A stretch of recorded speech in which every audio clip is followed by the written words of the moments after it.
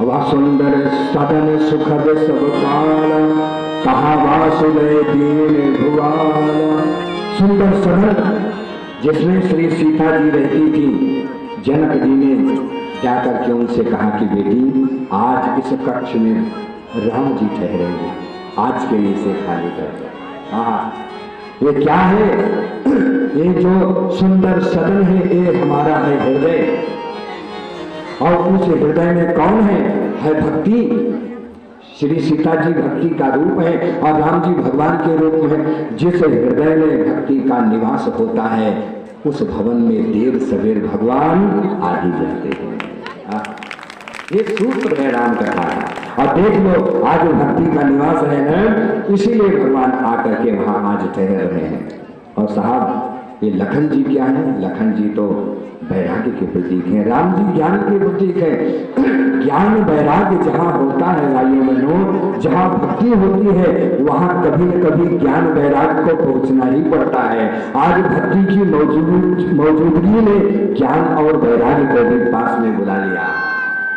तो इस तरीके से भगवान ठहरे और उनकी बड़ी आवभगत किया जनक राज ने, और बड़ी सेवा की, कंदमूल फल इत्यादि खिलाया, उनको भोजन कराया, उनके चरण वंदन किए, सब किया। और गोस्वामी जी लिखते हैं अब चौपाई मोड़ लेती है। राम जी ने विश्वामित्र से कहा नाथ लखनपुर देखन चाहिए, और प्रभु सकोच डर, इनको डर है प्रगट न कहें, ये संकोच बस लखन कह नहीं पा रहे हैं। प्रभु ये तो जनकपुर देखना चाहते हैं। अब बताइए किसको किससे करें? विश्वामित्र जी से कह रहे हैं कि जनकपुर दिखा दीजिए, मैं दिखाना चाहता हूं जनकपुर को, आप आज्ञा दे दीजिए। तो बताइए राम जी कह रहे मैं दिखाना चाहता हूं, तो दिखा वही सकता है जिसने पहले देखा हो। और राम जी भी पहली बार आए। जैसे आप किसी को कहें कि मैं आपको दिल्ली घुमा दूंगा, इसका मतलब आप दिल्ली घूमे। आप किसी को कहें मैं मुंबई घुमा दूंगा, इसका मतलब आप मुंबई घूमे। और यदि आप घूमे नहीं तो आप कहेंगे भी नहीं। तो राम जी ने कह तो दिया, लेकिन राम जी भी जनकपुर में पहली बार आए हैं। तो ये मामला क्या है? ये भगवान ने ऐसा क्यों कहा? ऐसा भगवान ने इसलिए किया, एक बड़ा गंभीर विषय था। भगवान लखन के मन की बात जानते हैं कि लखन जी घूमना तो चाहते हैं जनकपुर, लेकिन वो भगवान से नहीं कहते, मर्यादा पुरुषोत्तम है भगवान, लेकिन भगवान ने उनकी बात को जान लिया।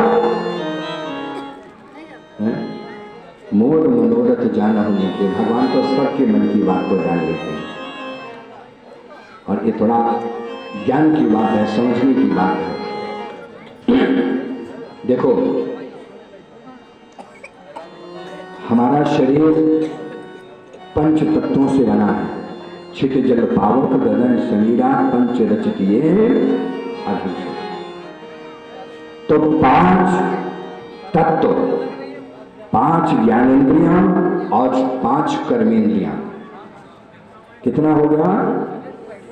पांच तत्व, पांच हो गया, और पांच ज्ञानेन्द्रियां 10, और पांच कर्मेंद्रियां कितनी हुई?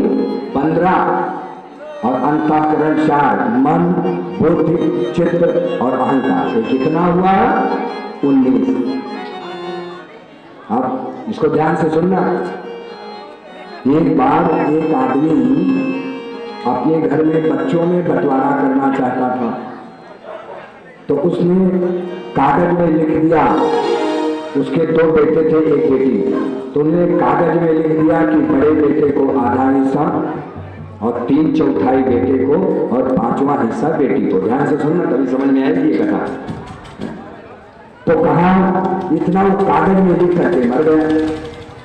अब जब बंटवारा होने लगा तब उस कागज के द्वारा बंटवारा हो नहीं पा रहा था, क्योंकि पूरा जोड़ घटाव करने के बाद 19, उसके पास जो संपत्ति थे वो कितनी थी? 19। अब 19 का बंटवारा कैसे हो 3 लोगों? क्योंकि आधा तो चाहिए किसको, आधा किसको चाहिए, आधा चाहिए बड़े भाई को। तो कितना हुआ, अभी आपको गणित बताते हैं तो आपको समझ में आ जाएगा। अब बड़ी परेशानी 19 का बंटवारा नहीं हो पा रहा। उसी वक्त क्या हुआ, एक आदमी वहां से गुजर रहा था रास्ते से, उसके पास एक ऊंट था, ऊंट।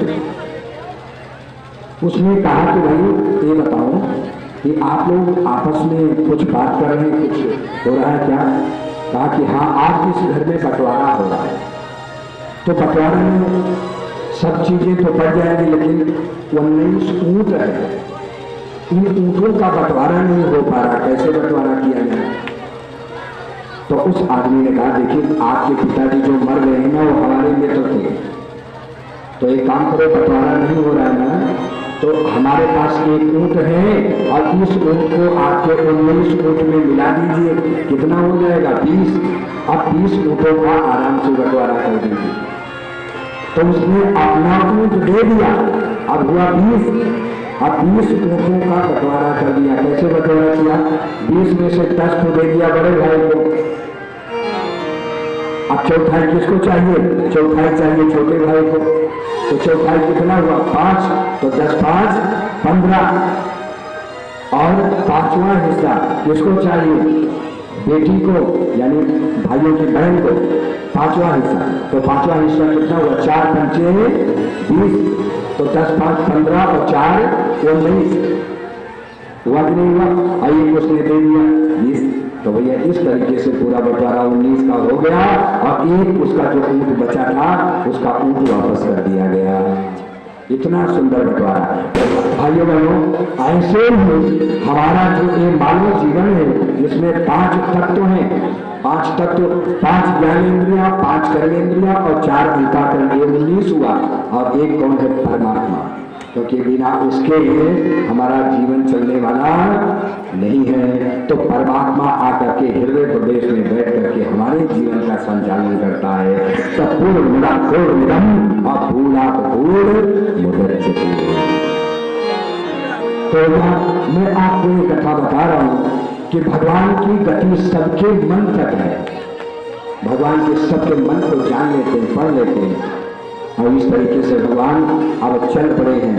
आज्ञा हो गई विश्वामित्र की, और विश्वामित्र ने कहा हे राघव, जाओ जाओ देखिया वो नगर और सुख निधान भाई और कर्म सुफल सबके नयन और सुंदर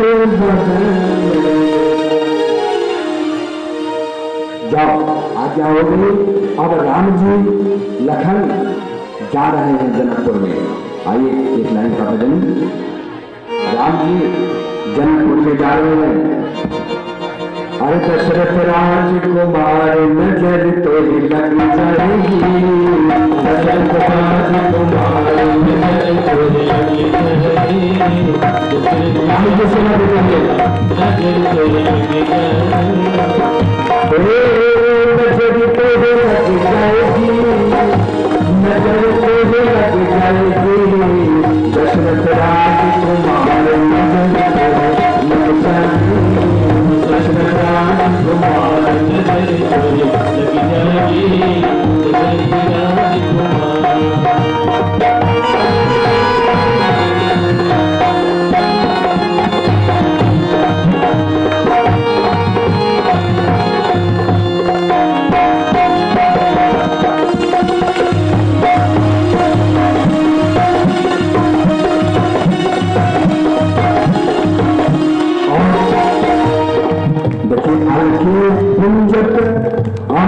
श्यामल कर अलगे कुंजत अमुख श्यामल कर और सुभवत मानो और नील कमल पर और भनक करत गुंजार नजर तो लग जाएगी, भनक करत गुंजार नजर तो लग जाएगी, दशरथ राजकुमार नजर तो लग जाएगी, दशरथ राजकुमार नजर तो शीश मुकुट सुंदर सुयशो है और स्वर्ण में कुंडल में मन मोह है, ये हिरण के हार नजर तो लग जाएगी, ये हिरण की हार नजर तो लग जाएगी, दशरथ राजकुमार नजर तो लग जाएगी, दशरथ राजकुमार नजर तो लग जाएगी। और यह चर्चा और घर घर अली में यह चर्चा चारों ओर चर्चा हो गई कि राम लखन अयोध्या से, तो यह चर्चा और घर घर अली में और बिहरे मिथिला की गलियन में, बिहरे मिथिला और की गलियन में, और जन देह धरे श्रृंगार नजर तो लग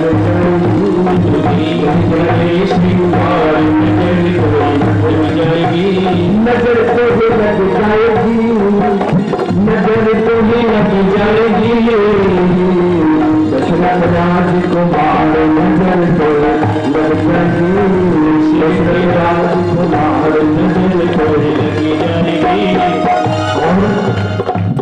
और राम लखन मुनि के संग आए, राम लखन और मुनि के संग आए, और चितवत ही चित और चपल चुराए, सबके चित्त को चुरा लिया भगवान ने, चितवत ही चित और चपल चुराए।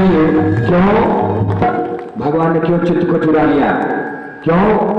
क्योंकि ये तो है क्या है, और ये तो है चोरन के सरकार नजर तो लग जाएगी, चोर के सरकार नजर तो लग जाएगी, नजर तो लग जाएगी, नजर तो लग जाएगी, नजर तो लग जाएगी, नजर तो लग जाएगी, दशरथ राजकुमार नजर तो लग जाएगी, दशरथ राजकुमार नजर तो लग जाएगी, नजर तो लग जाएगी, नजर तो लग जाएगी।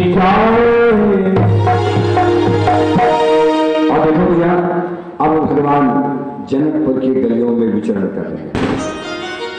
आप इस दृश्य को जरा आप देख लेना, कितना सुंदर दृश्य है, और इसके सूत्र और सिद्धांत समझ लीजिए। भगवान गलियों में जा रहे हैं, मर्यादा पुरुषोत्तम है, नजर बिल्कुल नीचे है, ऊपर नहीं देखते। अब जो ऊपर झरोखे में बैठी हुई है स्त्रियां, ऊपर झरोखे में जो बैठी हुई है स्त्रियां, वो सारी की सारी स्त्रियां आपस में बात कर रही हैं कि ये बताओ, ये जो राम जी हैं ये तो सिर ऊपर उठाते ही नहीं है, इनको देखा कैसे जाए? अब देखो राम जी हैं कि नजर उठाते नहीं, तो जनकपुर वाले इसलिए परेशान है कि राम जी नजर उठाते नहीं है। और वहां भैया मथुरा में, मथुरा की स्त्रियां परेशान है कि कन्हैया नजर हटाते नहीं, यहाँ राम जी नजर उठाते नहीं है, और वहां वो परेशान है कि नजर हटाते नहीं। तो राम कृष्ण दो एक है, वैसे तो दोनों एक है, राम कृष्ण दो एक है, और अंतर नहीं निवेश, और एक के नयन गंभीर है, और एक के चपल से। राम जी को नजर उठा, और कन्हैया, कन्हैया जल्दी से सुनो, अब एक कथा बता दो, मुझे याद आया, ये तो भूल जाऊंगा। एक आदमी वृंदावन गया, आप वृंदावन में बैठे, राधे श्याम राधे श्याम राधे श्याम राधे श्याम, सीताराम सीताराम सीताराम सीताराम, राधे श्याम राधे श्याम सीताराम सीताराम। इतने में एक आदमी पूछा, अरे भाई ये आंख बंद करके क्या कर रहे हो? अरे सारी दुनिया में लोग आंख बंद करके वृंदावन का ध्यान करते हैं, और तुम वृंदावन में आंख बंद करके किसका ध्यान कर रहे हो? हर वृंदावन में बैठे हो, यहाँ तो आंख खोलो, ठाकुर जी का ध्यान करो। अरे उसने कहा इसीलिए तो आंख नहीं खोल रहा हूं कि यदि आंख खोल दिया, नेत्रों को खोल दिया और कहीं नजर मिल गई तो ये जान लीजिए तुरंत ये चित्त को चुरा लेगा, ये ऐसा चोर है। ये ऐसे है हमारे गोविंद, ये कब हमारे चित्त को चुरा ले, ये टेढ़ी टांग वाला कब हमारे चित्त में चिपक जाता है फेविकोल की तरीके से, पता ही नहीं चलता। इसलिए वृंदावन के लोग गाते हैं, गाते हैं एक लाइन,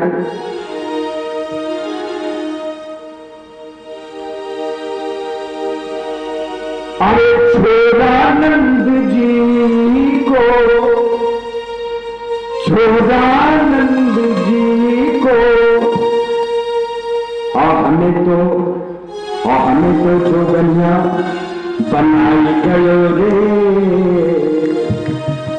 हमें तो जोगनिया बनाई गयो रे, हमें तो जोगनिया बनाई, हमें तो जोगनिया बनाई गयो रे, हमें तो जोगनिया बनाई गयो।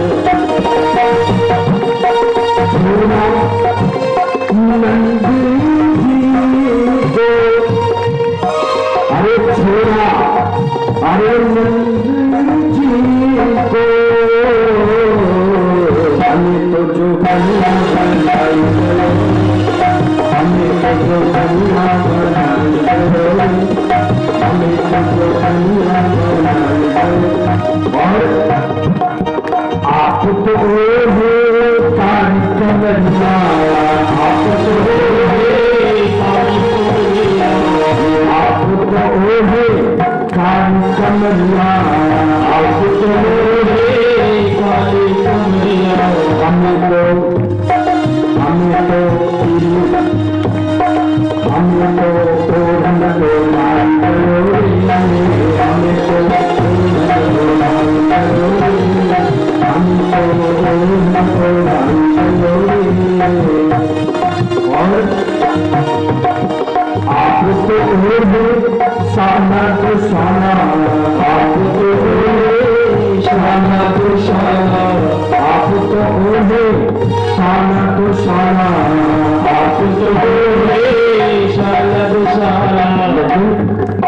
हमें तो रंग, हमें रंग धानी ओढ़ाई गयो रे, हमें रंग धानी ओढ़ाई गयो रे, हमें रंग धानी ओढ़ाई गयो रे, हमें रंग धानी ओढ़ाई गयो रे, हमें रंग धानी ओढ़ाई गयो रे, हमें रंग धानी ओढ़ाई गयो रे।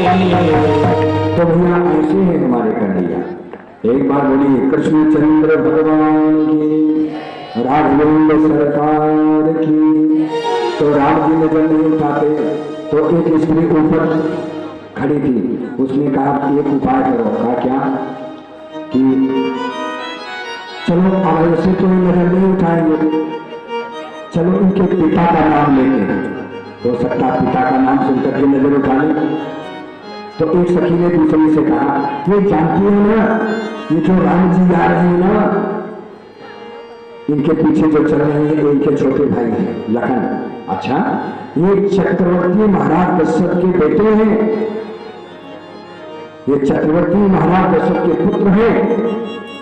तो लखन जी ने कहा कि प्रभु देखिए, हमारे पिता की चर्चा हो रही है, जरा नजर उठा के एक बार देख लीजिए।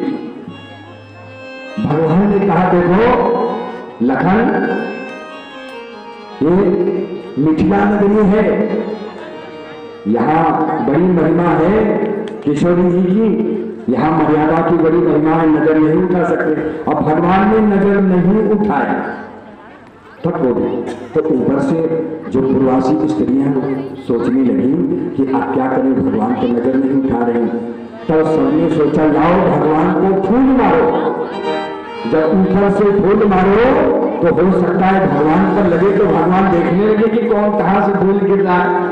तो क्या हुआ, सबने फूल मारा, ऊपर से पुष्प गिराए, फूल गिराए। तो कौन सा फूल था, कौन सा फूल था? वो हाथों में फूल नहीं जो भगवान पे चढ़ाया जाता।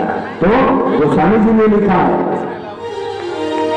हर सही भर सही सुमन, सुमन सुमन सुंदर मन, अपने पवित्र मन, अपने पवित्र मन रूपी कुसुम की वर्षा किया।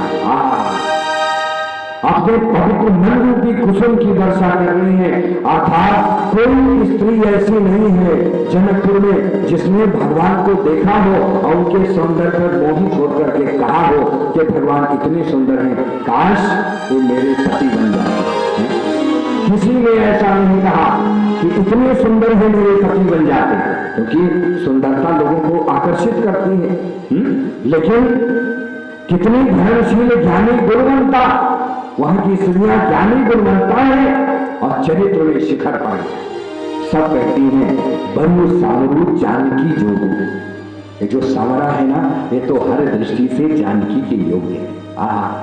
सोचो, तो ऐसी स्त्री राम जी को देख सकती है क्या? नहीं देख सकती।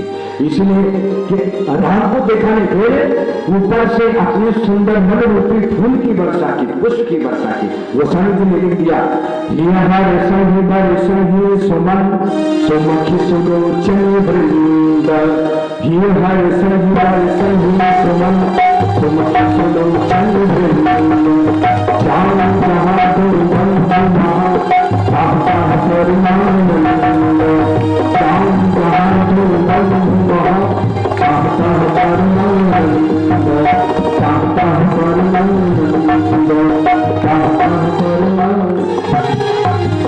और भगवान ने सबको आनंद में भोर कर दिया, सबके चित्त को चुरा लिया और देर होने लगी। और भगवान के मन में डर है। देखो, ये है भगवान। अपने गुरु का डर भगवान को भी है। अर्थात गुरु के प्रति हमारी दृष्टि ऐसी होनी चाहिए, आदर का भाव होना चाहिए, थोड़ा डर का भी भाव होना चाहिए। सोचो, भिकुट विलास से सृष्टि नहीं हुई, जिसके भिकुट के इशारे पर सृष्टि का पल भर में नाश हो सकता है, उसके हृदय में भी अपने गुरु के प्रति डर है। ये भगवान का आदर्श है। भगवान कहते हैं अपने गुरु के प्रति विनम्र हो। और अंत में लखन जी के साथ धनुष यज्ञ की भूमि तक भगवान ने गए और बच्चों ने धनुष यज्ञ की भूमि दिखाया भगवान को, और वहां से भगवान वापस आए और रात हो गई। गुरु के चरणों की खूब सेवा किया और भगवान ने कहा, विश्वामित्र जी ने कहा, हे राम, अब तुम भी जाओ विश्राम करो। एक बार दो बार का, तब राम जी गए। जब राम जी गए विश्राम, देखो, जब विश्वामित्र जी विश्राम में है तो राम जी उनके चरण को दाब रहे हैं, उनके चरण की सेवा कर रहे हैं। और जब विश्राम की आज्ञा दे देते, कहते राम जी अब आप विश्राम करिए। और राम जी जब विश्राम करने देते तो राम जी के चरणों को लखन जी सेवा करने लगते हैं। तो राम जी लखन को कहते, लखन अब तुम भी जाओ विश्राम करो। तो अंत में कौन गया सोने? लखन। सबसे पहले कौन सोया? विश्वामित्र जी। फिर कौन सोया? राम जी। और अंत में कौन सोया? लखन जी। तो इस हिसाब से उठना किसको चाहिए था? सुबह विश्वामित्र जी को। जो पहले सोए उसको पहले उठना चाहिए। ऐसा नहीं है, जो बाद में सोया वो पहले उठा। उठे लखन से विगत सुन, उठे लखन से विगत सुन, और शिखा भूमिका, और गुरु के पहले जगतपति, और जागे राम सुनाम। ये हमारी राम कथा का सूत्र है कि जवानी में ज्यादा सोना नहीं चाहिए। युवा व्यक्ति को जल्दी उठना चाहिए। लखन जी देर तक जगे थे लेकिन सुबह जल्दी उठे। ये नियम बना लीजिए कि थोड़ा समय से उठने का अभ्यास बनाना चाहिए। क्यों? क्योंकि यदि आप सुबह सो जाओगे तो सुबह का समय तो इतना कीमती है, हीरे मोती के साथ। सारे देवी देवता उस समय ब्रह्मांड में विचरण करते हैं। यदि आप स्नान करके और पूजा पाठ आप करें, 8 बजे तक ब्रह्म मुहूर्त रहता है। 8 बजे। वैसे तो ब्रह्म मुहूर्त 6 बजे तक समाप्त हो जाता है, लेकिन कुछ थोड़ा बहुत ब्रह्म मुहूर्त 8 बजे तक रहता है। इसलिए प्रयास यही करना चाहिए कि 8 बजे तक स्नान हो ही जाना चाहिए। ये नियम बनाना चाहिए। यदि कोई मजबूरी है तो कोई बात नहीं है, और यदि मजबूरी नहीं है तो प्रयास करना चाहिए कि 8 बजे के पहले पहले स्नान कर लेना चाहिए। ठीक है? तो ब्रह्म मुहूर्त का जो स्नान होता है उसे देव स्नान कहते हैं। 4 बजे से 6 बजे का जो समय होता है वो है देव स्नान, और 6 बजे से 8 बजे का जो समय है वो है ऋषि स्नान, और 8 बजे से लेकर के पूरे दिन जो उसे नहीं बताएंगे। 8 बजे के बाद वाला नहीं बताइए, हैं? वो देखिए बहन जी का नहीं बता दीजिए, उसका नाम है राक्षस स्नान। अब बहन जी बार बार कहीं बता दीजिए इसलिए मैंने बता दिया। तो भैया 4 बजे से 6 बजे तक देव स्नान और 6 बजे से 8 बजे तक ऋषि स्नान और 8 बजे के बाद जितने भी स्नान हैं वो सब अब बार बार नहीं कहेंगे, जान लीजिए। एक बात सुनिए, दोबारा कहने की जरूरत नहीं है। बोले भगवत्सल भगवान की। आप भैया भगवान उठ गए, सब स्नान हो गया। अब गुरु जी को चाहिए पुष्प, किसके लिए? स्नान के लिए, क्योंकि गुरु तो भाई आप पूजा करनी है ना, तो पुष्प चाहिए। यहीं से पुष्प वाटिका का प्रसंग प्रारंभ होने जा रहा है। तो समय जानी गुरु आय सुपाई और प्रसून चले दो। समय जान गुरु आय सुपाई, समय जान कौन सा समय? गुरुदेव की पूजा का समय जान। इसका दूसरा अर्थ है समय जान का दूसरा अर्थ है कि राम जी जानते हैं कि पुष्प वाटिका में अब श्री सीता जी से मुलाकात होगी, जो हमारी आह्लादनी शक्ति है, जिनके द्वारा अब राक्षसों का संहार होने जा रहा है। इसलिए भगवान जाने समय जानी गुरु आए सो। और समय जाने का तीसरा अर्थ क्या है? समय जाने का तीसरा अर्थ है कि एक माली था, पुष्प वाटिका का माली। वो माली जो था ना, जनकपुर में जब भगवान का सब दर्शन कर रहे थे तो वो जनक जी का बगीचे की रक्षा कर रहा था। वो राम जी को नहीं देख पाया, उसके मन में बड़ी तड़प थी कि मैं राम जी को देख नहीं पाया, बड़ी भीड़ थी, अब मैं क्या करूं? इसलिए भगवान उसे व्यक्तिगत दर्शन देने के लिए आज पहुंचने जा रहे हैं। इसलिए समय जान माली को दर्शन देने भगवान जा रहे हैं। हाँ, तो भैया इस तरीके से अब भगवान गुरु की आज्ञा लेकर लखन जी के साथ पुष्प वाटिका पहुंच गए। माली सामने खड़ा है। तो भैया रामायण में 2 वाटिका है, एक वाटिका का नाम है पुष्प वाटिका और एक वाटिका का नाम है अशोक वाटिका, और दोनों वाटिका के केंद्र बिंदु में है श्री किशोरी जी। दोनों वाटिका के केंद्र बिंदु में है किशोरी जी। लेकिन एक अंतर है, क्या? कि अशोक पुष्प वाटिका योगी की वाटिका है और अशोक वाटिका भोगी की वाटिका। अशोक वाटिका पुष्प वाटिका योगी की वाटिका, विदेहराज जनक जी योगी है तो योगी की वाटिका है, और अशोक वाटिका क्या है? भोगी की वाटिका। रावण भोगी है इसलिए भोगी की वाटिका है। लेकिन देखो भैया, जहां योगी की वाटिका है, जो योगी की वाटिका है उसी वाटिका में भगवान आते हैं, भोगी की वाटिका में नहीं आते। राम जी देखो अशोक वाटिका गए नहीं गए ना, लेकिन पुष्प वाटिका गए। क्यों? क्योंकि भगवान योगा कर्म सुकौशलम समर्थम, भगवान कहते हैं मुझे पाने के लिए किसी एक योग के अधीन हो जाओ।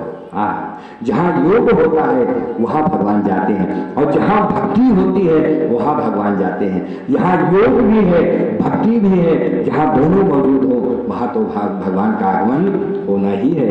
इसलिए भाइयों बहनों, अब आज्ञा दे दिया माली ने।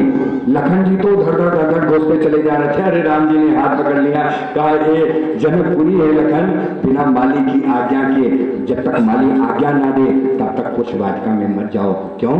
क्योंकि माली बगीचे का रक्षक होता है, और यदि बिना इससे पूछे तुम अंदर जाते हो तो ये तुम्हारे चरित्र के लिए, तुम्हारे आचरण के लिए ठीक नहीं है। हम रघुवंशी हैं, हमारे आचरण सारी दुनिया देखती है, इसलिए खड़े रहो जब तक ये आज्ञा न दे।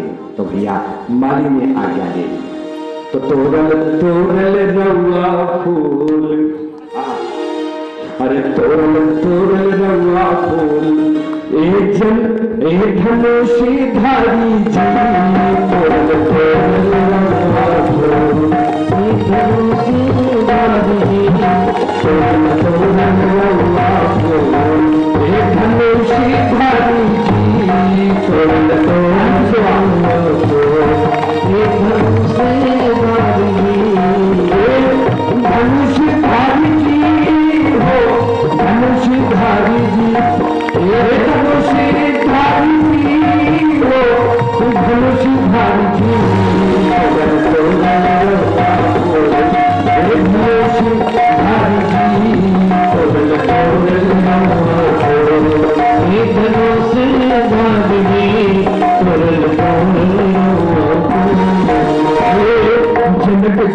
बगिया के मालिया मलिनिया, जनक जी के बगिया पे मालिया मलिनिया, जनक जी के बगिया के मालिया मलिनिया, जनक जी के बगिया पे मालिया मलिनिया।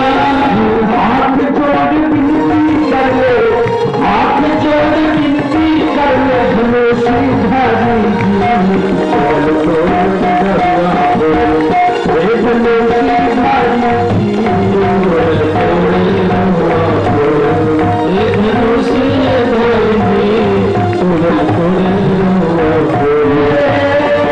धनुषधारी जी हो, धनुषधारी जी, हे धनुषधारी जी हो, धनुषधारी जी, हे धनुषधारी जी, हे धनुषधारी जी, तोड़ तोड़ रवा हो। और देखो ये मानव भजन चल रहा है अभी, मानव आज्ञा दे रहा है, लेकिन कहता क्या है कि हे राघव जी सच सच बताना, क्या आप कुछ चुनने आए हैं या कुछ और? सच सच बताना। राम जी तो कुछ नहीं बोले, जल्दी मुस्कुराए, क्योंकि राम जी तो भी कम नहीं है, लेकिन लिखा है लेखक ने, फूल तोड़ने आए किशोरी को देखन खातिर, फूल तोड़ने आया किशोरी को देखन खाती, फूल तोड़ने आए किशोरी को देखन खातिर, फूल तोड़ने आया किशोरी को देखन खाती। हाथ जोड़ विनती कर ले, हाथ जोड़ विनती कर ले धनुषधारी जी, तोड़ तोड़ रवा हो रे धनुषधारी जी, तोड़ तोड़ रवा हो हे धनुषधारी जी, तोड़ तोड़ रवा हो।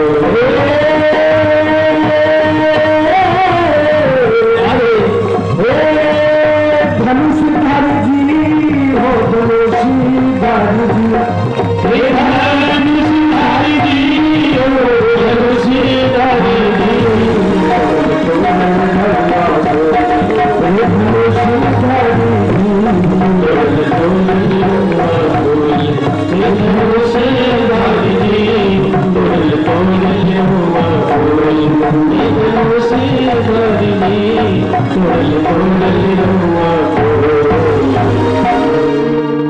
बोले रामचंद्र भगवान की और भैया देखिए, राम जी अब आज्ञा हो गई किसकी? माली की।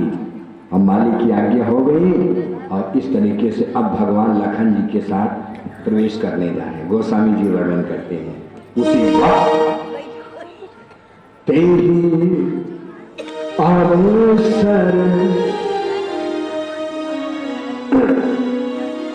सीता तहाँ आई, तेरी अवसर सीता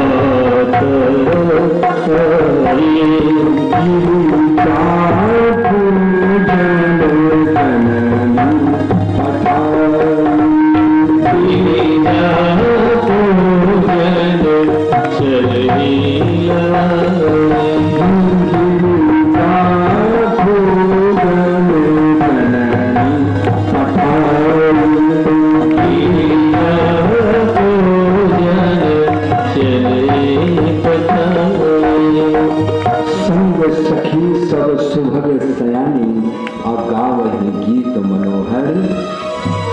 अब यहाँ से किशोरी जी का चरित्र प्रारंभ होता है। एक बार जय जयकार बोले श्री किशोरी की जय, बोले जनक दुलारी की जय। भैया देखो, एक बार क्या हुआ कि जनकपुर में अकाल पड़ गया, सभी शांत होकर के बैठे गए। एक बार जनकपुर में अकाल पड़ गया। आप सोचिए, जिस नगरी में पुर नर नारी शुभम सुचि संता और धर्मशील ज्ञानी गुणवंता, जहाँ ऐसे लोग रहते हों वहाँ भी अकाल पड़ जाता है। ये अकाल क्या है? इसी अकाल का नाम है विपत्ति। तो अच्छे लोगों के जीवन में भी विपत्ति आ जाती है। तो जब विपत्ति आई तो उनको कहा गया, ऋषियों ने क्या कहा कि महाराज आप इस अकाल को दूर करना चाहते हैं तो एक काम करें, क्या आप हल चलाइए। क्या चलाइए? हल चलाइए। जनक जी को कहा आप हल चलाइए, अर्थात जब जीवन में विपत्ति आ जाए तो भैया वो हल से ही हल होता है। हल चला जाता तो विपत्ति का हल निकालना पड़ता है भाइयों में, ऐसे नहीं होता, अपने आप हो जाता है। तो भैया क्या हुआ? जब उन्होंने हल चलाया तो वो हल एक घड़े से टकरा गया। घड़ा क्या है? घड़ा है हृदय। जब आप सुनोगे तब राम कथा समझ में आएगी। ये राम कथा तो जीवन दर्शन है, ये कहानी नहीं है। कहानी तो सब जानते हैं राम कथा की, जानते हैं कि नहीं? एक आदमी मिला एक बार, कहा राम कथा में क्या है? कथा तो हम सब जानते हैं। हमने कहा अच्छा क्या जानते हैं? कहा एक राम रहे, एक रावण ना, एक क्षत्रिय एक बामन ना, बिन्ने बिन की नार हरी और बिन्ने बिन की नाश करी, तनिक बात की बातन ना, तुलसी देवपोतन ना। कुछ नहीं है राम कथा, तुलसी देवपोतन ना। बताइए दुनिया में ऐसे ऐसे लोग हैं, उनको राम कथा में कुछ है ही नहीं। तो इसलिए भैया राम कथा तो जीवन दर्शन है, जीवन दर्पण। ऐसे उस दर्पण में हम देख लेते हैं हमारा जीवन राम जैसा है कि हमारा जीवन रावण जैसा। हमारे आचरण कैसे हैं? देवता जैसे हैं कि राक्षस जैसे हैं? यह राम कथा जीवन दर्पण है। इसलिए इसके सूत्र और सिद्धांत में आपको संक्षेप में बता रहा हूं।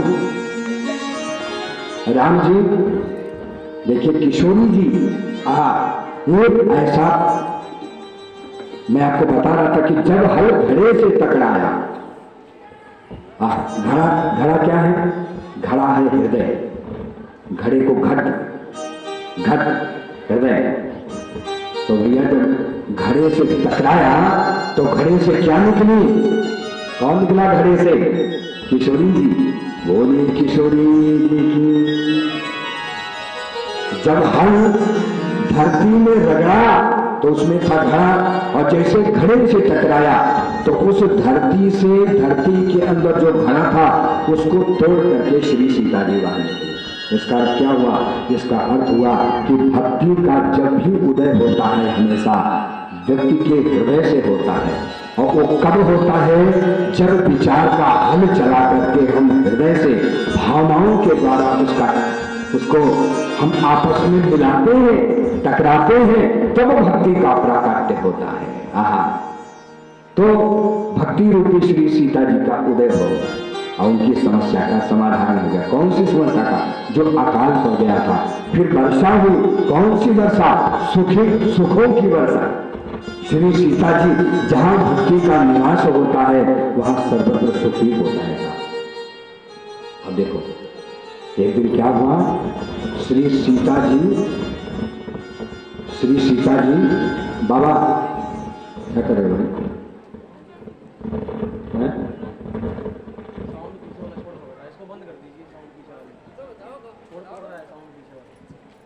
बोले रामचंद्र भगवान की। तो बोले श्री हनुमान जी महाराज की। छोड़ दो।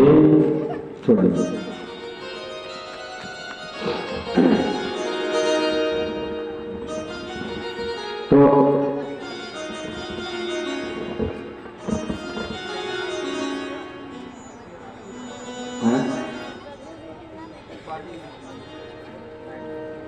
बोले श्री हनुमान जी महाराज की। आज के आनंद की। बोले शंकर भगवान की। तो भैया मैं आपसे चर्चा कर रहा था कि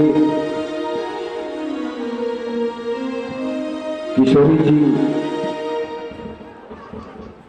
एक ऐसी पात्र है जहां संसार की सारी सहनशीलता इकट्ठी हो जाती है, उसी का नाम है किशोरी जी। आपको पता है जब किशोरी जी राजमहल से निकलती थी, जब वो राजमहल से निकलती थी तो उनके चरणों के नीचे 500 मन फूलों के पराग बिछा दिए। फूल नहीं, ना ना ना, फूल नहीं, फूलों के पराग। और सोचिए ऐसे फूलों के पराग पर श्री सीता जी, श्री किशोरी जी अपने चरण रखती हैं, तो सोचो उनके चरण कितने कोमल हों। इतने कोमल चरण वो अपने पराग पर रखती हैं। अब अंदाजा लगाइए ऐसी किशोरी जी राम जी के साथ 14 वर्ष के लिए वन में जाती हैं और नंगे नंगे खड़ाऊ भी नहीं है, नंगे पैर चल रहे, चरणों से उनके जगह जगह कांटे लग जाते हैं। कितनी कोमल संसार की सारी सहनता। इसलिए मैं बार बार कहता हूँ श्री सीता जी जब राम जी के साथ बन गई थी तो अपने सुखों को कभी याद नहीं किया और कभी अपने दुखों की फरियाद नहीं किया। अब किशोरी जी के जीवन से जुड़ी हुई एक बात और सुन ले, फिर पुष्पवाटिका के प्रसंग में हम प्रवेश करते हैं। एक बार किशोरी जी जनकपुर में झाड़ू लगा रही थी अपने कक्ष में, और वहीं शिव जी का धनुष रखा हुआ था और उन्होंने बाएं हाथ से धनुष को उठाया और उठा करके दूसरे स्थान पर रख दिया। जब जनक जी को इस बात का पता चला तो वो दंग रहे। वो तो अपनी बेटी को अभी साधारण बालिका मान दे दी, लेकिन आज उन्हें पता चला कि हमारी बेटी तो असाधारण है। इसीलिए उन्होंने संकल्प लिया कि यदि शिव जी के इस कठोर को दंड को जो आज तक कोई उठाने के बाद छोड़ दीजिए, कोई हिला नहीं सका, उसको किशोरी जी ने हमारी पुत्री ने उठा करके दूसरे स्थान पर रख दिया। इसलिए मैं संकल्प लेता हूँ जो इस धनुष को भंग कर देगा उसी के साथ मैं श्री सीता जी का विवाह। लेकिन भैया ये धनुष है क्या? ये धनुष है अहंकार का प्रतीक। धनुष किस चीज का प्रतीक है? अहंकार का, अभिमान का प्रतीक है। और देखिए इसमें डोरी लगी हुई है, एक दूसरे पहले सिरे से बंधी है, दूसरी दूसरे सिरे से बंधी है। हाँ भैया, अभिमान को बांधने वाली, शांत होकर के बैठे सभी लोग बोले भक्तवत्सल भगवान की। अभिमान को बांधने वाला कौन है? जो हमारे अभिमान को बढ़ाता है। हाँ, इस धनुष के बारे में कहा गया है ये अभिमान का प्रतीक है, ये अंधकार का प्रतीक है। अंधकार, तभी तो राम जी ने इसको भंग किया। क्यों? क्योंकि राम जी हैं सूर्य और अंधकार को तो सूर्य ही दूर कर सकता है। राम सच्चिदानंद दिनेशा और नहीं कहा मोह निशान लव। तो ये अभिमान का प्रतीक है भाइयों बहनों। और इस तरीके से रजोगुण, ये रस्सी क्या है? ये रजोगुण का प्रतीक है जो दोनों तरफ से बांध रहा है रस्सी को। यही कारण है कि भगवान ने जब धनुष को भंग किया तो डोरी भी छोड़ दिया। क्यों? क्योंकि भगवान तो त्रिगुणातीत है। न भगवान के जीवन में सतुगुण है, न रजोगुण है, न तमोगुण है। उनके जीवन में तो तीनों गुण नहीं है, वो तो त्रिगुणातीत है। इसलिए रस्सी को भगवान ने धनुष के साथ ही। फिर एक बार धनुष से किसी ने पूछा, एक बार ये बताओ धनुष तुम टूट क्यों गए? धनुष से पूछा कि ये बताओ धनुष तुम टूट क्यों गए? तो धनुष ने कहा कि भैया ये बताओ, अगर मेरे टूटने से दो लोगों का दिल टूट जाता है तो ऐसा टूटना भी सार्थक होता है। मेरे टूटने से दो लोगों का जीवन जुड़ जाए तो मेरी जिंदगी सार्थक हो गई, निरर्थक नहीं हुई। बोले भक्तवत्सल भगवान की। तो भैया, तो इसलिए प्रतिज्ञा किया था कि मेरी बेटी का विवाह उसी से होगा जो धनुष को। अब उस वाटिका में किशोरी जी का भी आगमन हो गया और किशोरी जी कहाँ गई? सर्वप्रथम गई गौरी माता के मंदिर में पूजा करने। रामायण पढ़ लीजिएगा, मेरे पास तो रामायण नहीं है, आप घर में पढ़िएगा। रामायण में गौरी माता का पूजन 2 बार किया है किशोरी जी ने। एक तो जब वो प्रवेश करती है फिर सीधे जाती है गौरी माता का पूजा करने, और एक बार पुनः जाती है जब राम दर्शन हो जाता है। 2 बार गौरी माता का पूजन करती है। तो भाइयों बहनों देखिए, श्री सीता जी सर्वप्रथम कहाँ आई? सर्वप्रथम आई पुष्प वाटिका की बगिया में। ये बगिया क्या है? मानस के बालकांड में लिखा है, संत सभा चहुदिशी अमराई श्रद्धा ऋतु बसंत सम जाए। तो ये पुष्प वाटिका की जो बगिया है, बगीचा है, क्या है? इसी का नाम है संत सभा। संत सभा ही बगीचा है। तो श्री सीता जी कहाँ प्रवेश की? संतों की सभा में। और संत की सभा में जाओ तो क्या करो? तो श्री सीता जी फिर गई, वहां एक कुंड था स्नान का, उसमें प्रवेश किया और स्नान किया। इसका अर्थ क्या हुआ? इसका अर्थ हुआ कि संत के साथ केवल फोटो मत खिंचाओ, बल्कि संत के पास जब जाओ तो प्रयास करो कि आप वहां स्नान कर लो। कहा? उसकी कथा रूपी सरोवर में। कथा रूपी सरोवर में श्री सीता जी ने डुबकी लगाई। तो कौन सा सरोवर है? कथा रूपी सरोवर है और संत का हृदय रूपी सरोवर है। भैया फोटो मत खिंचाइए, आप कोशिश करिए कि अपने गुरु की दृष्टि में आ जाओ। फोटो में भले रहो या न रहो, उसके दिल में रहो गुरु के, और दिल में रह। फोटो में तो गुरु निकल जाएगा, फोटो गिर भी जाएगा, लेकिन दिल में रहेगा तो निकलेगा नहीं। बोलिए भक्तवत्सल भगवान की। तो भैया 2 चीजें हो गई ना, गई कुंड में स्नान किया और स्नान करने के बाद अब गौरी माता का पूजन करने गई। इसका अर्थ क्या हुआ? सर्वप्रथम आप संतों की सभा में जाओ, वहां कथा रूपी सरोवर में स्नान करो, तब वहां से वो आपको सूत्र मिलेगा, वहां से आपको मार्ग मिलेगा, वहां से आपको जानकारी मिलेगी, वहां से आपका मार्ग प्रशस्त होगा कि हमें भगवान के पास कैसे जाना चाहिए। तब भगवान का दर्शन होगा गुरु के मार्गदर्शन में। ये गुरु कहाँ है? ये गुरु कहाँ है? जब वो पूजन करने के लिए गई तो एक सखी संग बिहाई और गई वही देखन फुलवाई। यहाँ तो वो गौरी माता का पूजन करने जाए और एक सखी तब तक गई फुलवारी देखने, और वहां राम जी को देख लिया और देख करके आई बताई, कहा किशोरी जी वो राघव जिन्होंने पूरे जनकपुर को मोहित कर लिया है, वो तो उस वाटिका में आए हैं। तो ये सखी कौन है? यही है गुरु। यही है गुरु जो श्री सीता जी की उंगली पकड़ करके ले जाती है और राम दर्शन कराती है। तो भगवान का दर्शन गुरु की उंगली पकड़ने के बाद ही हो। ये सूत्र है राम कथा का। तो बोले रामचंद्र भगवान की। तो भैया गौरी माता का पूजन छोड़ो और पहले राम दर्शन करो। तो गई तो क्या देखा? देखने बाद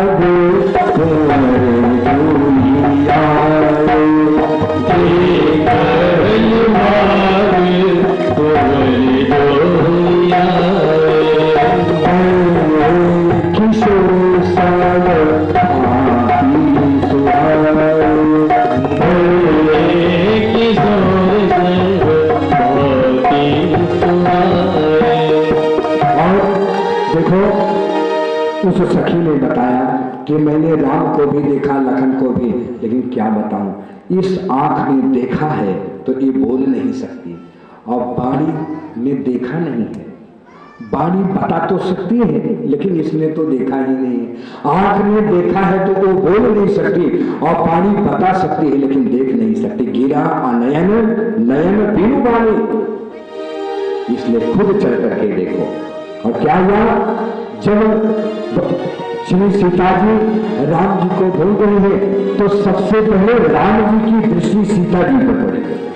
सबसे पहले राम ने देखा, और आप मानस को पढ़ लीजिएगा, मानस को पढ़ लीजिएगा तो आप देखेंगे कि मर्यादा पुरुषोत्तम श्री राम जी की कथा लिखी जा रही है। कौन लिख रहा है? पूज्य पाद गोस्वामी श्री तुलसीदास जी महाराज। इसलिए जब कलम चलाते हैं तो लिखते हैं राम जी और सीता जी की नजर नहीं मिली। राम कथा में पढ़ लीजिए, दोनों की नजर आपस में नहीं मिली पुष्प वाटिका में। राम जी ने जब सीता को देखा तो सीता की नजर वहां नहीं थी, राम जी जहां थे। जब राम ने देखा तो सीता नहीं देख पाई, और जब सीता देख रहे तो राम जी नहीं देख पाए। कितनी मर्यादा का पालन किया है, क्योंकि रामचरित्र लिख रहे हैं। दोनों ने एक दूसरे को देखा लेकिन नजर नहीं मिली। यह राम कथा। बोले रामचंद्र भगवान की। और जब राम जी ने देखा श्री सीता जी को तब तो जासु विलोकी और अलौकिक शोभा और सहज पुनीत मोर मन छो। राम जी कहते हैं हे लखन जरा उधर तो देखो, जरा उधर तो दृष्टि करो। जासु विलोकी अलौकिक शोभा और सहज पुनीत मोर मन छो। श्री सीता जी का सौंदर्य देख करके, श्री सीता जी का अलौकिक सौंदर्य, जासु विलोकी अलौकिक शोभा, लौकिक शोभा नहीं। देखिए राम जी श्री सीता जी के सौंदर्य को देख तो रहे हैं, लेकिन वो सौंदर्य कैसा है? अलौकिक। वो लौकिक नहीं है, सांसारिक नहीं है। इसलिए राम कथा पढ़ते हुए कोई उठा नहीं सकता। क्यों? राम जी ने अलौकिक रूप देखा, लौकिक रूप नहीं था, संसार वाला रूप। तो भैया जासु विलोकी अलौकिक शोभा और सहज पुनीत, और राम जी का मन पवित्र है। जब मन पवित्र हो और रूप अलौकिक हो तो आकर्षण हो ही जाता है। और जब रूप लौकिक हो और मन गंदा हो, जब रूप लौकिक हो और मन गंदा हो तो उस आकर्षण में क्या होता है? शिकार। वहां शिकार होता है। देखो फूल देखने में बहुत अच्छा लगता है, लेकिन फूल को, पुष्प को देखने के बाद में मन में कभी विकार आता है? नहीं आता ना। सौंदर्य को देखना बुरा नहीं है। कोई सुंदर है तो आप उसे देखें, उसमें बुराई थोड़े है। बुराई कब है? जब आप उस सौंदर्य का शिकार करते हैं। शिकार करना बुरा। एक बार हमारे देश के बहुत बड़े संत, तब भारत अलग नहीं हुआ था, अब तो स्थान पाकिस्तान है, लाहौर तब अपने देश नहीं था, पाकिस्तान। तो लाहौर में एक बार संत राम तीर्थ भ्रमण कर रहे थे, और भ्रमण करते करते अचानक वो एक वेश्याओं की गली में चले गए। उनको पता ही नहीं था कि एक गली वेश्याओं की है, वो भूल से चले गए। और भैया जैसे वेश्याओं की गली में प्रवेश किया, अट्टालिकाओं पे खड़ी हुई वेश्याओं ने इशारा करके उनको ऊपर बुलाना शुरू कर दिया। और थोड़ी ही देर में उनको घटना पता चल गई कि हम कहाँ आ गए हैं। लेकिन अब तो इतना आगे आ गए थे कि पीछे जाने के रास्ते बंद हो गए थे। वो सोचे जल्दी से निकल जाओ, और जितने जल्दी भागते उतनी लंबी गली, इधर भी उधर भी सब इशारे से बुलाए। अब बेचारे उनका तो दिल धड़कने लगा। तो उन्होंने क्या किया कि एक खंभा था ऐसे, उसी खंभे के पास खड़े हो गए, और एक वेश्या ऊपर खड़ी थी। उस वेश्या को घूर घूर के देखने लगे। बहुत सौंदर्यवान थी वो, उसको घूर घूर के देखने लगे।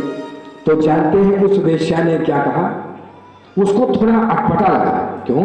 क्योंकि वो संत थे, मस्तक पर उनके तिलक और राम नामी दुपट्टा, और वो किसी स्त्री को घूर के देखे तो उसको थोड़ा अटपटा तो लगेगा।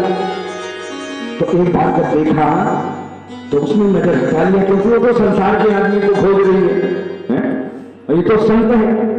तो जब बार बार देख रहे हैं उसको, तब उसको लगा कि अब महात्मा जी को कुछ कहना चाहिए। तो उसने ऊपर से कहा, जो इस हुस्न को बद नजर देखते हैं, जो इस हुस्न को बद नजर देखते हैं, तो समझो अपना सर कलम देखते हैं। तो नीचे से राम तीर्थ ने नहले पे दहला मार दिया। क्या कहा? कहा न तेरे हुस्न से गरज, न तेरे हुस्न से गरज, न तुझसे गरज, मैं तो तेरे चेहरे में उस मुसव्वर की कलम तोड़ दे कि उस भगवान ने तुझे कितना सुंदर बनाया है, तो वो साक्षात परमात्मा खुद कितना सुंदर होगा।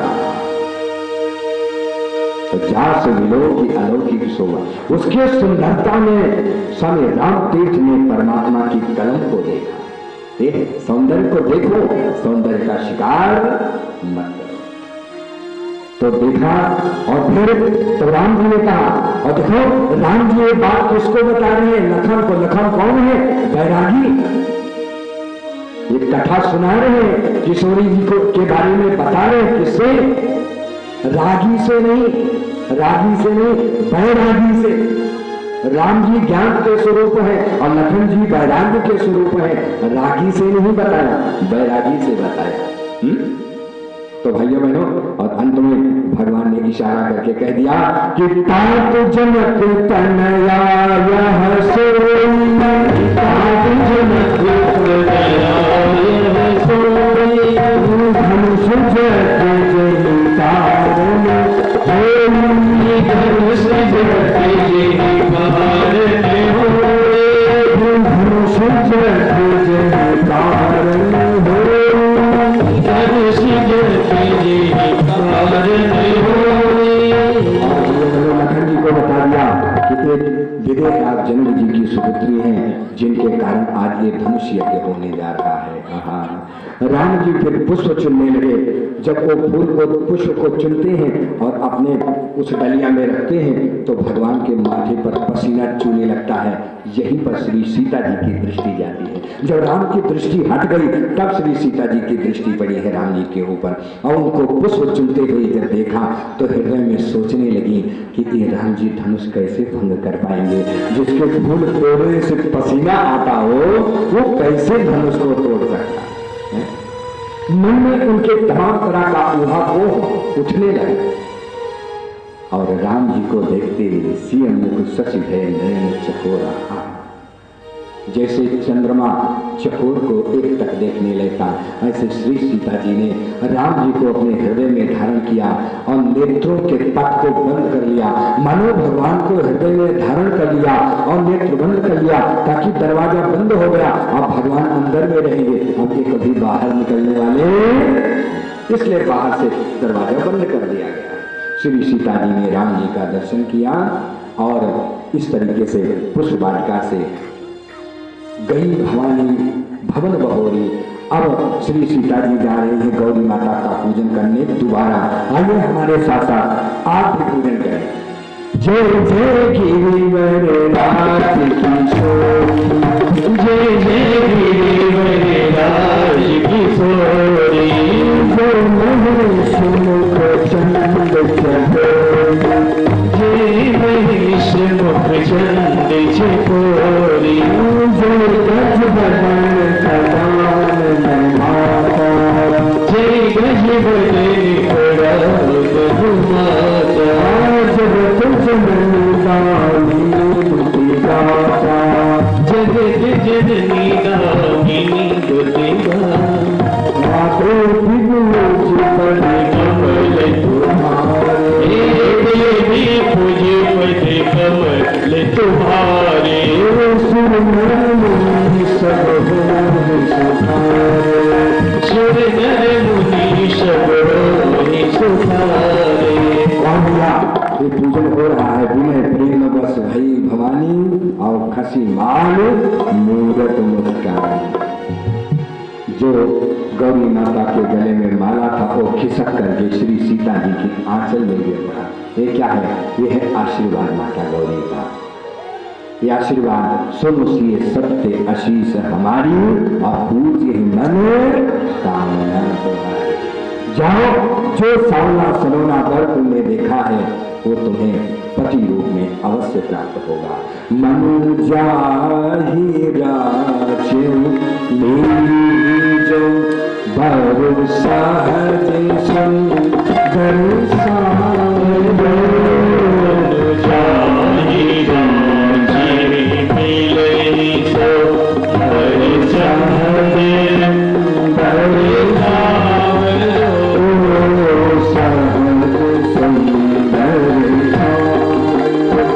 सर्वधाम ध्यान शोभा शील संदेह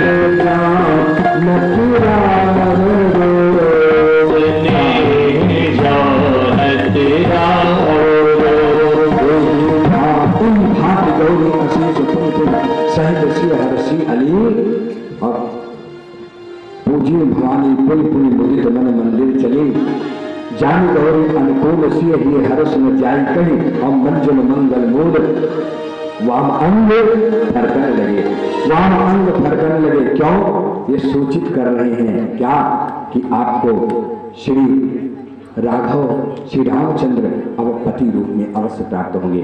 इसका अर्थ आप समझ लीजिए, जब पत्नी का किसी भी स्त्री का बाया अंग फड़के तो जान लीजिए ये शुभ है, और पुरुष का दाहिना अंग फड़के तो जानो शुभ है। लेकिन थोड़ी देर तक फड़के, ज्यादा ना फड़के। अगर ज्यादा फड़के तो डॉक्टर के पास जाइए, ज्यादा में लिया और रहेंगे। अगर थोड़ी देर फड़के तो जान लो कि शुभ है, और ज्यादा देर फड़के तो जान लीजिए बीमारी है। इनको तुरंत आप डॉक्टर के पास ले जाइए। तो ये जो गौरी माता का पूजन है, ये थोड़ा 1 मिनट आप समझ लें, फिर सीधे हम धनुष्य की स्थान पर चलते हैं। ये गौरी माता का पूजन वास्तव में गौरी माता का पूजन नहीं है। क्या है? श्री सीता जी ने गौरी माता का पूजन किया और गौरी माता ने श्री सीता जी का पूजन किया। जैसे राम जी सेवक स्वामी सखा सियति के, जैसे राम जी शंकर भगवान को स्वामी सखा सेवक मानते हैं, अपने आप को स्वामी सखा सेवक मानते हैं शंकर भगवान का, ऐसे शंकर भगवान भी राम जी के लिए अपने आप को सेवक स्वामी सखा मानते हैं। ऐसे भाइयों बहनों, गौरी माता भी उनको माता के रूप में मानती हैं। किसको? श्री सीता जी। देखिए लिखा हुआ, जय जय श्री सीता जी ने कहा जय जय गिरिवर राज किशोरी, तो ऊपर से माता ने कहा जय महेश मुख चंद्र। देखो दोनों एक दूसरे की पूजा करें। जय जय गिरिवर राज किशोरी, आप पर्वतराज हिमाचल की पुत्री हैं, जय जय गिरिवर राज किशोरी। तो गौरी ने क्या कहा? जय महेश मुख चंद चकोरी। तो महेश के मुख, महेश माने शंकर, तो महेश मुख चंद, महेश के मुख में क्या है? शिव जी के मुख में है राम, तो रामचंद चकोरी, आप रामचंद्र की चकोरी हो। फिर दोनों एक दूसरे की पूजा करते हैं। इस तरीके से माता का आशीर्वाद मिला और वहां राम जी पुष्प लेकर के गए, कहा अपने गुरु के पास। और जब गुरु के पास पहुंचे, बोले रामचंद्र भगवान की। जब गुरु के पास पहुंचे तो हुआ क्या? जैसे गुरु ने देखा उनको, तैसे आशीर्वाद दे दिया। सुफल मनोरथ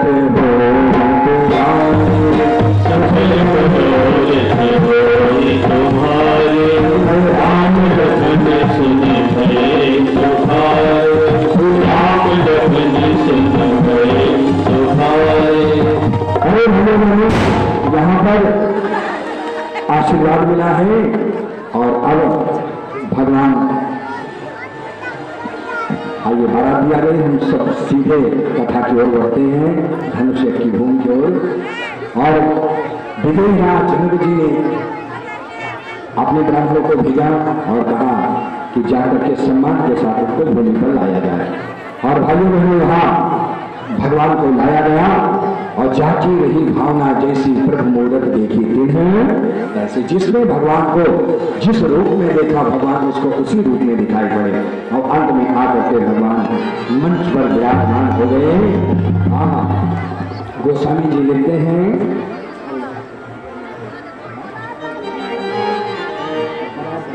मान के चलिए 15 में बोले रामचंद्र भगवान की। भैया देखिए, राम जी की बारात आ गई कि कथा को 10 ही मिनट में उनको विश्राम देना पड़ेगा, और फिर जब यहाँ सारा कार्य संपन्न हो जाएगा तो हम विवाह कराएंगे, है ना। तो आइए 10 मिनट में हम कथा को सीधे ले चलते हैं। हाँ, बोले रामचंद्र।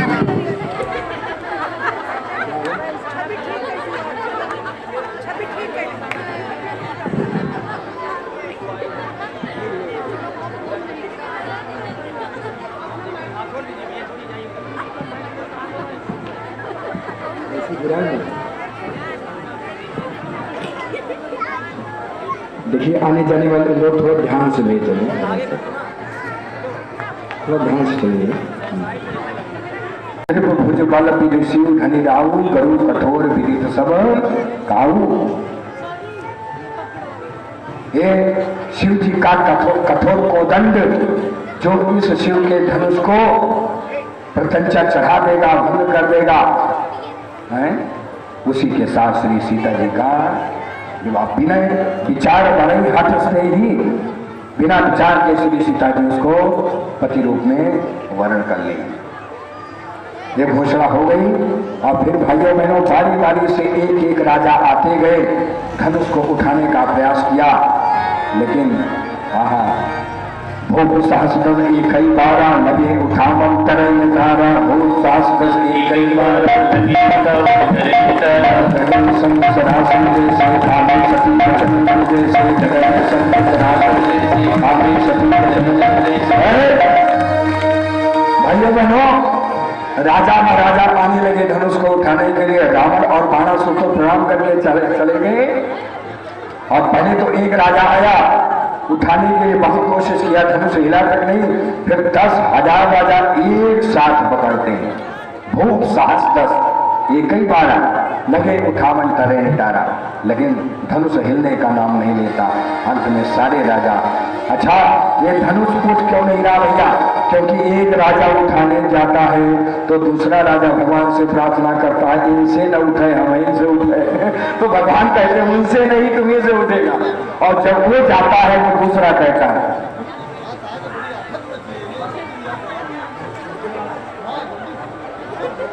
आइए बोले भगवत्सल भगवान की। आइए अब बारात को लेकर के आए भैया, आइए धनुष को जल्दी तोड़ेंगे। बोले वृंदावन बिहारी लाल की। बारात को लेकर के आइए 1-2 मिनट की कथा बची है, जल्दी से पूरा कर दें। तो क्या हुआ कि अंत में जनक जी ने कहा संसार वीरों से खाली है, हम यदि मुझे पता होता तो मैं ऐसा संकल्प लेकर के अपना उपहास नहीं कराता। यहाँ लखन जी बोले हैं जनक कही जस अनुचित वाणी अभ्यमान रघुकुल मन जानी। जहाँ रघुवंश शिरोमणि राम जी बैठे हो वहाँ आपका ये कहना उचित नहीं। और अंत में श्री सीता जी मना रहे हैं गणनायक वरदायक देवा आज मेरी की ही तुम सेवा। हे गणेश जी अपनी सूट लटका लीजिए ताकि राम जी, मैंने फूल चुनते हुए देखा था, पसीना आ रहा था, धनुष कैसे उठाए। भाव में है ना, इसलिए राम जी के प्रभाव को भूल नहीं है, भाव में प्रभाव भूल नहीं। इसलिए राम जी ने अब विश्वामित्र समय शुभ जाने आज्ञा हो गई विश्वामित्र की। तब उठऊ राम भन जहु भव चापा मेटहु तात जनक परितापा। उठऊ राम भन जहु भव चापा मेटहु तात जनक परितापा। मेटहु तात जनक परितापा। बहनों राम जी धनुष के पास आते हैं और एक बार भगवान धनुष को पहले धनुष के चारों ओर भ्रमण करते हैं, फिर अपने गुरु को प्रणाम करते हैं, फिर एक बार श्री सीता जी को देखते हैं व्याकुल अवस्था में। सीता जी घबराई हुई है, क्या होगा क्या होगा। तब राम जी ने धनुष की ओर देखा, भगवान ने धनुष को उठाया नहीं, भगवान ने धनुष को तोड़ा नहीं। क्या हुआ, जैसे भगवान की दृष्टि पड़ी तैसे धनुष अपने आप हिलने लगा। भगवान की दृष्टि पड़ते ही धनुष हिलने लगा और भगवान ने अपनी दृष्टि से ये धनुष को उठाया और कुछ पता नहीं लगा, किसी ने सुना नहीं, किसी ने जाना नहीं और अचानक धनुष बीच में से मंडलाकार हो गया। रामचंद्र भगवान की और भैया इस तरीके से धनुष भंग हो गया। श्री सीता जी बरवारा लेकर के आई और धनुष तो टूट गया। अब समस्या क्या है, राम जी के पास आकर के कड़ी है लेकिन बरमाला पहनाना चाहती है। राम जी सर नहीं झुका। लखन जी कहते बिल्कुल सीधे खड़े रहिएगा, झुकिएगा नहीं, आज झुक जाओगे तो जिंदगी भर झुकना पड़ेगा, सीधे खड़े रहो। अब गोपिकाएं जो सखियां हैं वो सोच रही क्या करें बड़ी समस्या। फिर इतने में क्या हुआ, सब झूठ मूठ गाने लगे। क्या गा वही छवि अवलो की सही,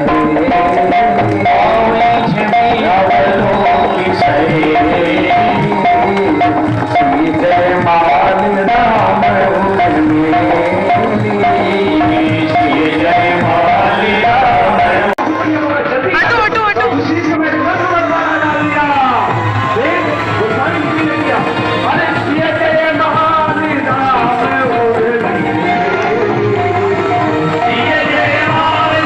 बहुत वीडियो बन रहा था। इधर इधर इधर इधर।